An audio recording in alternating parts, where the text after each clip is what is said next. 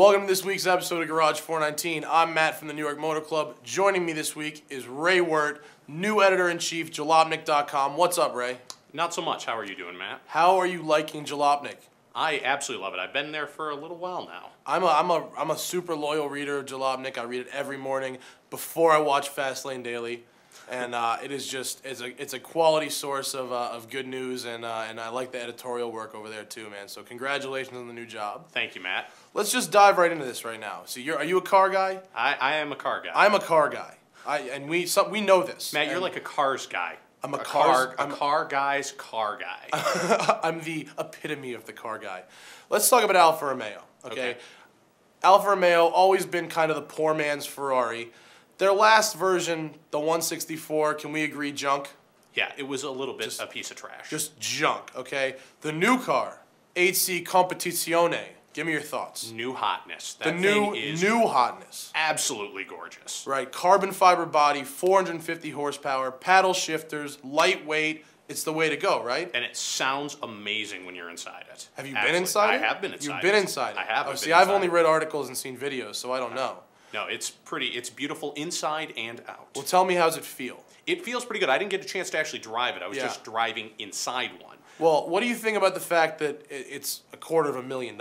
I mean, we're talking about an Alfa Romeo here, not a Ferrari. Yeah, but I think that, especially based upon the lack of understanding of foreign cars by the U.S. consumer, I think that going that up market's a really smart idea for Alfa Romeo. You know, get kind of the pump primed for their return to the United States. So you think that Alfa Romeo should just build the best sports car they can build, regardless of the cost, and then let the buyer sort it out later? Absolutely. They need to go complete upmarket. What about kind of solidifying their place kind of as Maserati does, like a slot below where Ferrari is? I don't think that's going to work in the U.S. because I think that there's enough mid-level luxury marketer or brands out there to be able to really take the market over. Well, I think my suggestion for Alfa would be switch out the carbon fiber for aluminum, make it 80 grand, and I think you're selling 5,000 or 10,000 of these things a year. I think that we're going to have to agree to disagree on that. Well, okay. How about the Caparo T1, Gordon Murray's new project? Now, for the history of supercars, everyone has been trying to make a car that feels like a Formula One car. Now, have you seen this thing in action? I've seen video of it in action. I've seen video too, and I mean, it is a Formula One car, basically. I mean, there's not much difference there. The reliability is crap like a Formula One car. It catches on fire a lot and crashes all the time. I mean, what do you think about a car that can go that fast and is apparently that dangerous being sold to the public? Well, I don't think it's a really good idea to buy one. I mean, whether or not a person decides to do it, that's their own decision. But I have to say that it's basically a fireball on wheels. I mean, that thing is, I don't think anyone has driven that car yet who hasn't broken something on it. I've seen it caught on fire. I've seen throttle stick, crash, parts falling off it. I mean, what is it going to take for these guys to... What kind of changes do they have to make to really sell these things to the public and not have people dying all over the place? Well, you got to increase the height of the car a little bit so that it can get over a bump rather than losing the front fender every single time. Which probably is not cheap, right? Yeah, that's a little bit expensive. Yeah. And I think that they probably need to install some very large fire extinguishers in the the full halon system wouldn't be such a bad idea in that car. Well, what about... The car that I love right now that's coming out is the 135i, the new BMW, smaller but big power, turbocharged 6. Now, everyone's been comparing it to the 2002, which was the famous rally car slash race car slash street car from the 70s. Do you agree with that comparison, or do you think that they're way off there? Well, the 2002 is really the predecessor to the 3 Series, and the 3 Series is such an icon in American culture. The 135i, what is it going to be the predecessor for? I don't really see it. It's a car that looks small, but it's a pretty heavy car. But the 3 Series, I mean, if you take a 3 Series from the 80s versus a 3 Series from today, I mean, it's a much bigger car today. So the comparison has, I think, been kind of lost over time. I think that in spirit, the 135i is much closer to the 2002 than any current generation 3 Series would be. Well, except for the weight. I mean, it is such a heavy car. But I mean, aren't all cars getting heavy now? I mean, well, they absolutely are. But I mean, that's a really, really heavy car. but it's got 300 horsepower. And I mean, from what I have never been in it, but from what I've read, I mean, it's a fast car. Like, it's a legitimate performance car. No, I do hear that as well, but I mean, it's really difficult when you consider the market placement for that vehicle right now. Is people are looking for something that's going to be more fuel efficient, even if it's something that's got the horsepower to make it a sports car. You know, you generally want something that's really going to you know, make it stand out in a crowd that is, frankly, there's a lot of really good people, really good automakers in the segment. So you're looking for a quick, fuel efficient kind of sporty car. Yeah, so that means you need something lighter. All right. Well, I'm looking for big power and unassuming.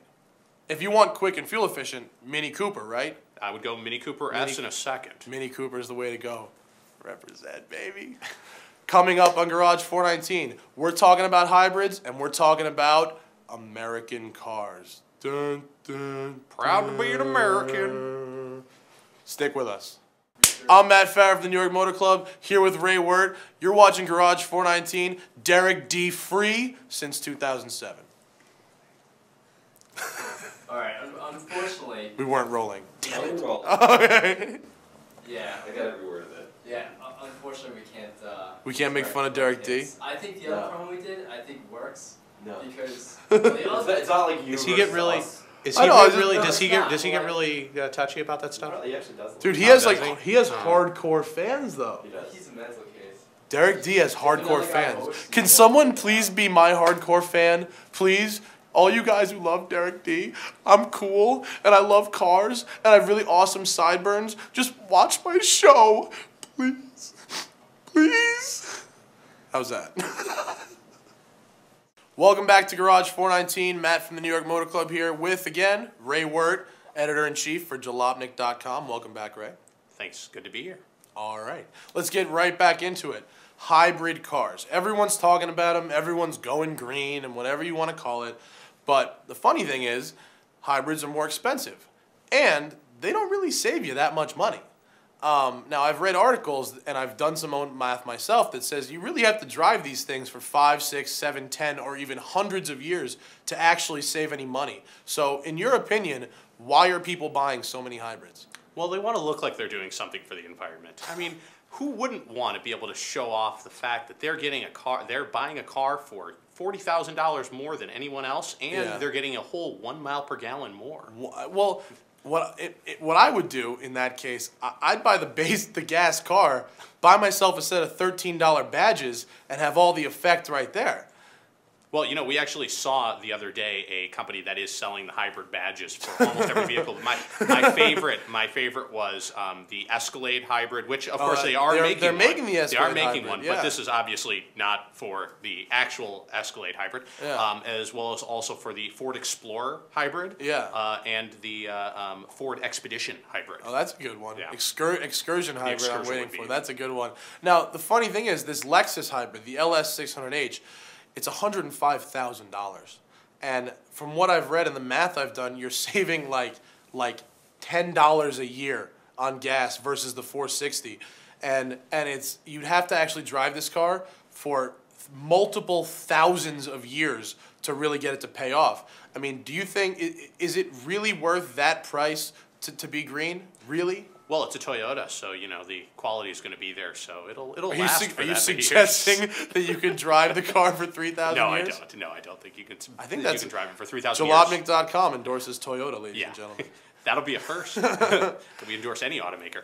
I think that it's worth it if you're the type of person that believes that the emanations from their rear end do not smell.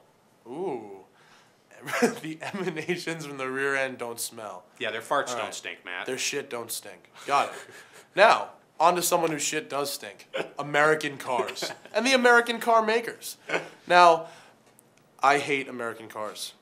And it's not because I'm anti-American or anti-patriotic. I just think that they haven't figured out, after 50 years, or 100 years even, how to build a good car. And they haven't figured out that American citizens would pay a little more if the build quality was really there. How do you think? Well, I mean, I think that the build quality is increasing, but how can you say that the Corvette Z06 is not an amazing car? Well, It is an amazing car. And it's amazing because it goes really fast. But when I get in that car, I am not confused for 1 second as to whether or not I'm sitting in a Chevy. I've driven 4 GTs, $165,000 car. I get in that car, and I know right away I'm sitting in a Ford. I mean, that to me says that they really haven't figured out what it is that someone who is buying at least a high-end car really wants. Well, it does go very fast, and it does it with a great level of regularity and noise. And it doesn't break down.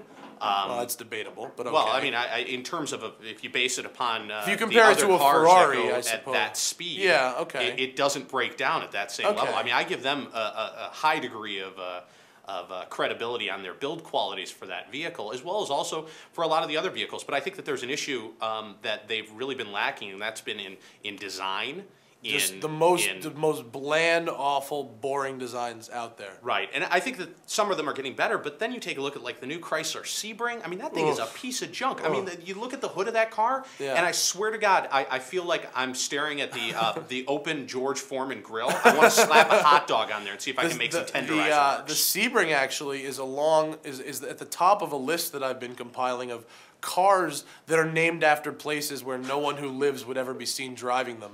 The Pontiac Le Mans in Bonneville, of course, the Chrysler Sebring, the Dodge Daytona, the Gran Torino, or of course the Monte Carlo. The list just goes on and on of these cars where they're trying to create an image of class, wealth, and these faraway exotic places. Meanwhile, the car is just junk. It's a rental car fleet car. It is. It is an absolute piece of junk. But at the same time, you know, I have to say that it's not the issue with that vehicle isn't an issue of build quality. The issue with that car is an issue of design. It's an issue of performance, and it's an issue of having just a complete lack of understanding of what the American people are looking for in that segment. And I think that's the problem across the line for the majority of the U.S. auto manufacturers.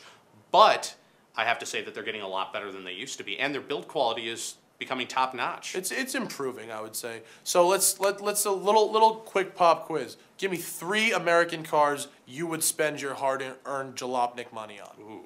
Well, top three right now. First of all, ones I can afford. Well, no, let's pretend you make a lot more money than you actually do. All right. Well, unfortunately, I'd have to say that all 3 of them reside in one automaker, and that's pretty sad. Okay, give it to me. I'd have to say it would be it would have to be the Corvette Z06. Z06. Cadillac CTS. The new CTS. Okay, the new CTS is kind of nice. I drove one. I liked it actually. It was nice. Number 3. New Chevy Malibu. Are you kidding? No, I'm not. Buy a Malibu? The way that car That's looks, actually another one. Another car in the list of places where people would never drive them. Every year prior to this year, I would say, yes, I would agree. My list, Ford GT.